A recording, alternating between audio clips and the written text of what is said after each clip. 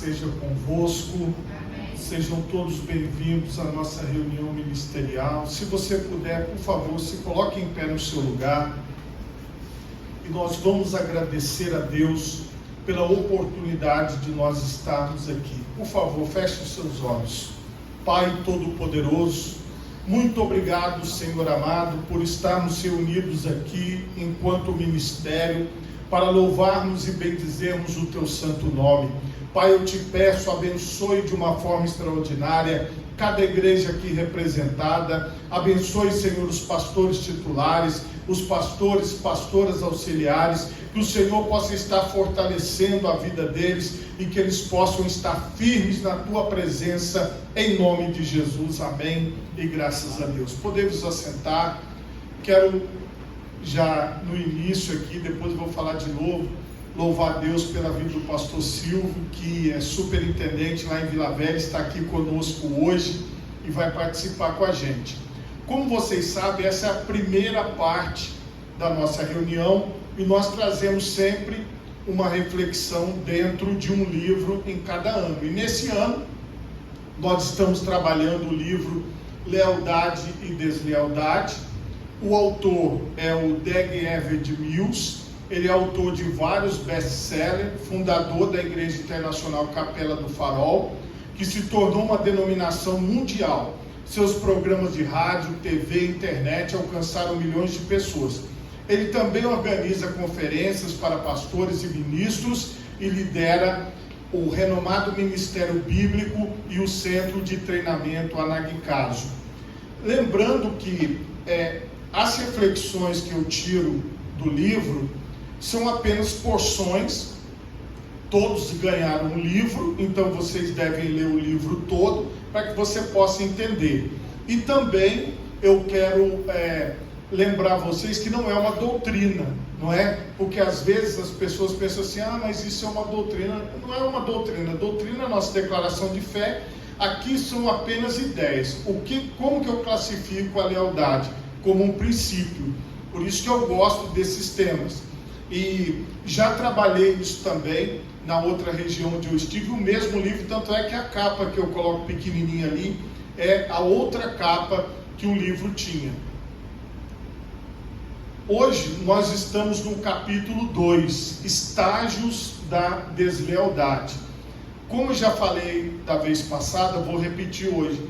Quando eu li esse livro, e ele vai falar isso, o autor hoje de novo, a gente faz uma reflexão interna e também das pessoas que nos cercam.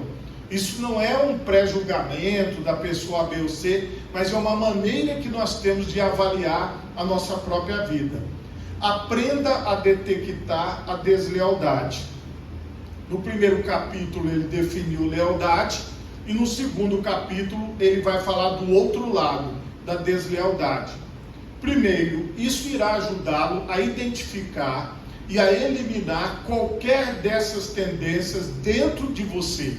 Segundo, isso irá ajudá-lo a detectar deslealdade em qualquer pessoa com quem você trabalha. Isso se aplica ao ministério e mesmo aos negócios, especialmente a empresas menores.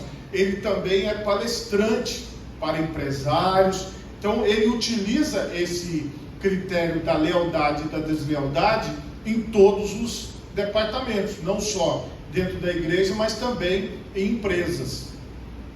Primeiro estágio, e lembrando que estamos falando dos estágios da deslealdade, o espírito independente. Por exemplo, o pastor poderia dizer, nós todos jejuaremos na sexta, mas a pessoa com o espírito independente pensaria, eu já havia decidido jejuar na quarta-feira, portanto, é isso que eu farei. Cuidado com os independentes. Pastor, cuidado com diáconos e líderes que têm espírito independente. Você poderá convocar várias reuniões, mas uma pessoa com um espírito independente decidirá ir apenas aquelas que ela considera importantes. Ela obedecerá apenas certas instruções, aquelas que ela pensar serem as que realmente importam. Então, a pessoa que vai escolher o que ela vai fazer ou não, o espírito independente. Mais uma vez, essa pessoa fará exatamente o que ela pensa que deve fazer. Não há nada de errado em ser independente. Eu creio na independência, o Dag Heward-Mills está falando, e agradecemos a Deus por pessoas independentes. Todavia, se você é parte de uma denominação, um grupo ou uma empresa, você não é independente. Quando você começa a exibir um espírito de independência dentro de uma organização, saiba que você está tornando-se desleal. Veja que essa visão é uma visão que realmente toca a gente. Por quê? Por exemplo, quando a gente nasce, nós dependemos 100% de alguém que cuide de nós. Nós dependemos 100% de alguém que, se nós não formos cuidados como bebês, nós não vamos ter desenvolvimento e não vamos crescer. Então veja que desde o nosso nascimento, esse princípio de depender de outras pessoas existe. Eu tinha um espírito independente. Agora o autor, ele vai dar um depoimento pessoal dele. Naquele tempo, pensei que os meus superiores na matriz estavam fora da linha espiritualmente. Os diretores gerais da organização convocavam reuniões na matriz. Eles queriam que todo o grupo viesse à cidade para essas reuniões, mas eu nunca fui a quaisquer dessas reuniões. Tampouco encorajei qualquer dos membros a comparecer. Eu sempre dizia a mim mesmo: essas reuniões não são importantes. O que estou fazendo na universidade é importante. Estou ganhando almas. Eu estava errado. Olha o que o Dag Heward-Mills fala. Eu tinha um espírito independente e nem sabia. Os supervisores acreditavam que eu era um líder bem-sucedido em minha pequena filial, mas eles não podiam controlar-me dentro da organização. O ponto que estou enfatizando aqui é: se você pertence a uma organização, você não é independente dessa organização. Portanto, você não pode simplesmente fazer o que pensa que é certo. Você deve aderir às linhas de ação que estão vindo da direção. Se sente que quer ser independente, então você deve renunciar. Veja que nas colocações dele, claro que tem muito mais coisa no livro, ele vai mostrando que essa questão da dependência, essa questão de você se submeter, ela está diretamente ligada à lealdade. E o não se submeter está diretamente ligado à deslealdade. Pastor Joabe, o assassino independente. E veio Abner a Davi a Hebrom, e 20 homens com ele. E Davi fez um banquete a Abner e aos homens que com ele vinham. Foi-se ele em paz, segundo Samuel 3, 20, 21c. Quando Joabe ouviu que aquele homem foi recebido com festa no palácio, ficou furioso. Ele o perseguiu, alcançou e pediu para falar com Abner em particular. Mas Joabe o enganou e o matou. E Joabe enviou mensageiros atrás de Abner e o fizeram voltar. Joabe o tomou à parte e feriu ali, segundo Samuel 3, 26 e 27.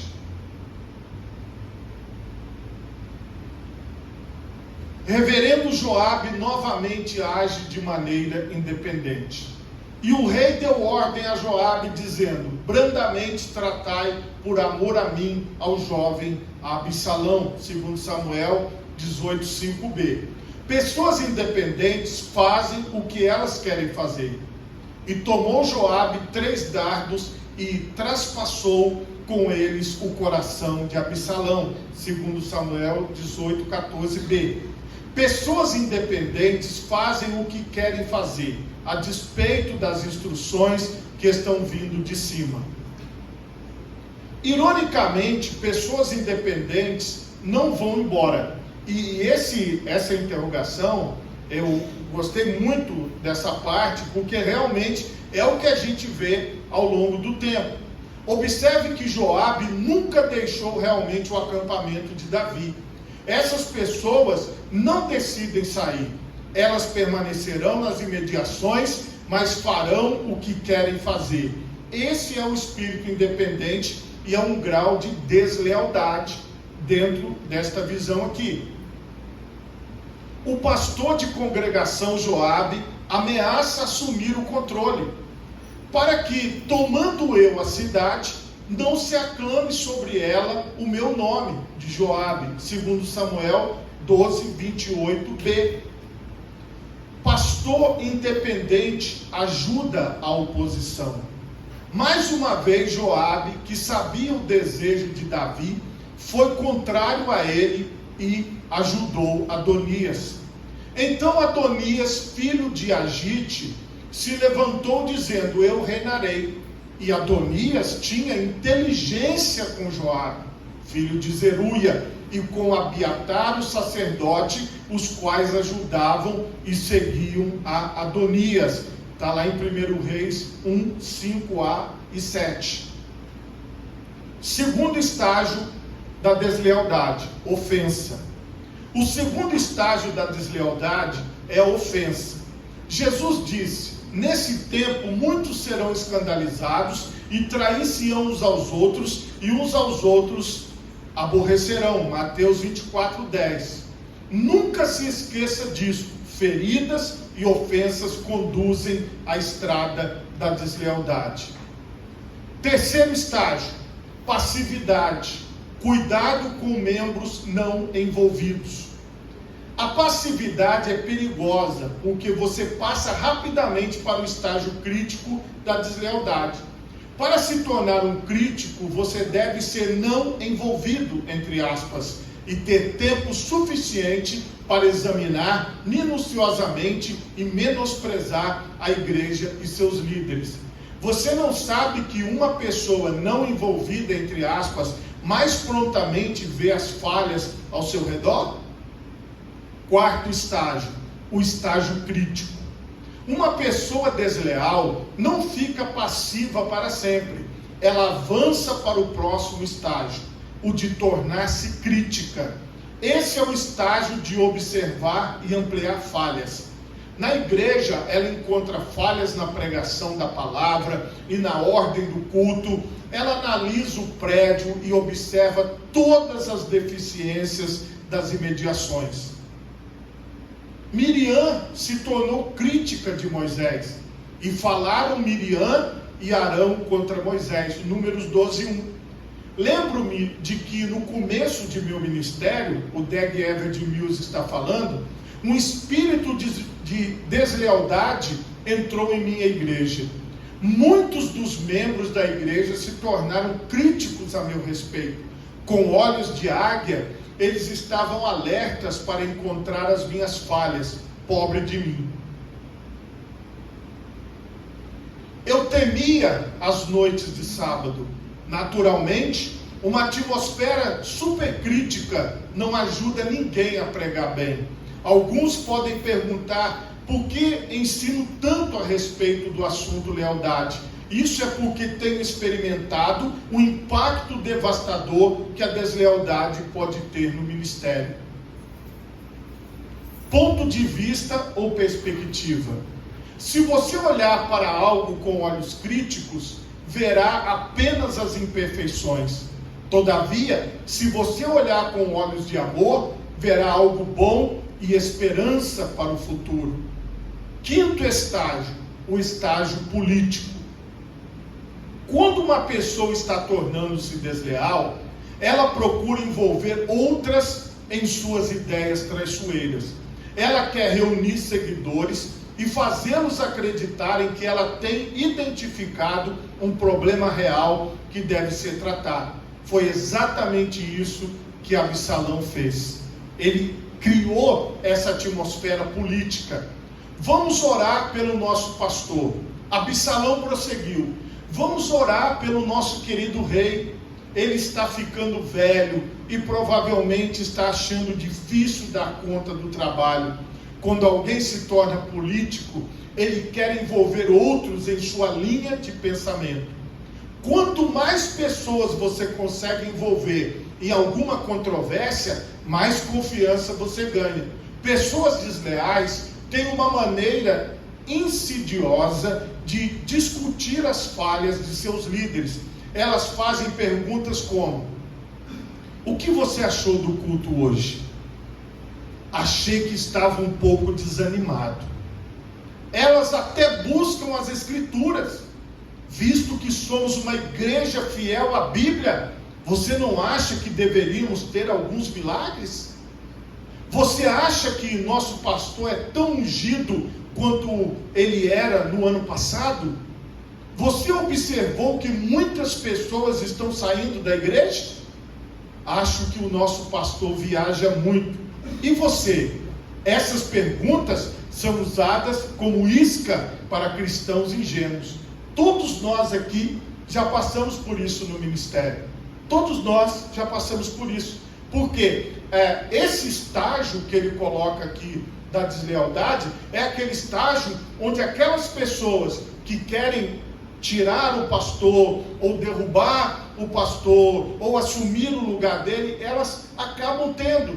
E isso vai se propagando. Veja que nós estamos falando aqui de algo que o autor coloca, que todos nós já experimentamos em algum momento do nosso ministério. Elas arrastam membros inocentes para o interior de análises de assuntos que estão acima deles. Não me exercito em grandes assuntos, nem em coisas elevadas para mim. Salmo 131, 1b. Então, esse calço que ele traz, o Dag Heward-Mills, na palavra, é que toca o nosso coração. Gradualmente, são capazes de espalhar suas dissensões para um grupo de cristãos crédulos. Porque são pessoas que estão ali na igreja, com amor, com o coração aberto, mas que acabam, por causa dessas pessoas, sendo mal influenciados. Muitas pessoas estão dizendo: esse estágio também a gente já passou muito. Quando uma pessoa está no estágio político da deslealdade, ela tem 3 frases favoritas. Várias pessoas estão dizendo isso e aquilo, todos estão dizendo isso e aquilo, muitas pessoas estão dizendo isso e aquilo. Elas dizem: várias pessoas estão dizendo, você viaja bastante. Todos estão dizendo que o projeto de construção está demorando demais. E explicam: estou falando em nome de muitos que não estão contentes na igreja. Veja, são frases que ele coloca no livro que nós já ouvimos, mesmo sem ter lido esse livro. Quando eu li pela primeira vez, eu já ouvi tudo isso. Todas essas frases que as pessoas chegam para a gente e falam: olha, pastor, estão falando, sempre usando essas frases assim. Livre-se dele, é o que ele fala.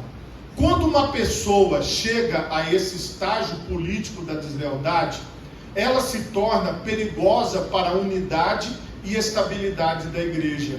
Esse indivíduo é uma ameaça à segurança da sua liderança. É perigoso manter essa personalidade absalônica, ele coloca entre aspas, em meio às suas tropas.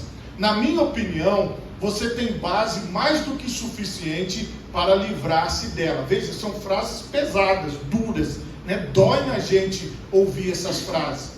6º estágio: engano. Não despreze seu professor. Ministros desprezam seus professores só pelo fato de terem conseguido um pequeno grupo de seguidores e um carro novo. Você deve lembrar que foi ajudado por alguém para chegar onde você está. Lúcifer foi designado por Deus, mas parece que ele esqueceu o fato mais importante.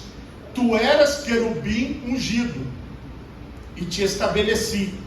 Tu, cheio de sabedoria e perfeito em formosura, foste criado. Veja que são frases assim, bem fortes. Ezequiel 28, 12, 13, 14b. Algumas pessoas têm uma pequena visão e sentem-se com o rei na barriga, entre aspas, é uma expressão bastante usada. enganado por seu recente sucesso. Elevou-se o teu coração por causa da tua formosura. Ezequiel 28:17. Creio que uma das razões por que Jesus instituiu a ceia do Senhor foi para evitar o engano. Ela é para lembrar a todos que não importa o que você alcance ou obtenha, você não é o Cristo. Precisamos lembrar nossas origens, precisamos lembrar como nós nos tornamos o que somos hoje. Jesus disse: fazer isso em memória de mim. Lucas 22:19c. Muitas pessoas rebeldes são enganadas porque são talentosas e ungidas. Absalão era talentoso, mas queria ser rei. Muitos insurgentes pensam que têm adquirido todo o conhecimento de que irão precisar. A mãe de todo engano. O espírito de rebeldia não só leva pastores assistentes a fugirem, mas também os inspira a lutar contra as autoridades que foram colocadas sobre eles. Absalão lutou contra o próprio pai e fracassou. Judas tentou destruir seu professor e Senhor Jesus, mas esta é a mãe de todo o engano. Você não pode destruir o Senhor por meio de sua insurreição. E a história prova isso. Quando a gente lê, parece que está doendo dentro da gente, né? Que é uma palavra que dói. O espírito de Lúcifer é o espírito que tenta substituir e tomar a autoridade constituída. O espírito de Judas é o espírito ardiloso que trai e volta-se contra o próprio professor. Sétimo estágio, rebelião escancarada. Lembre-se que Lúcifer recebeu suporte de mais de 1/3 dos anjos.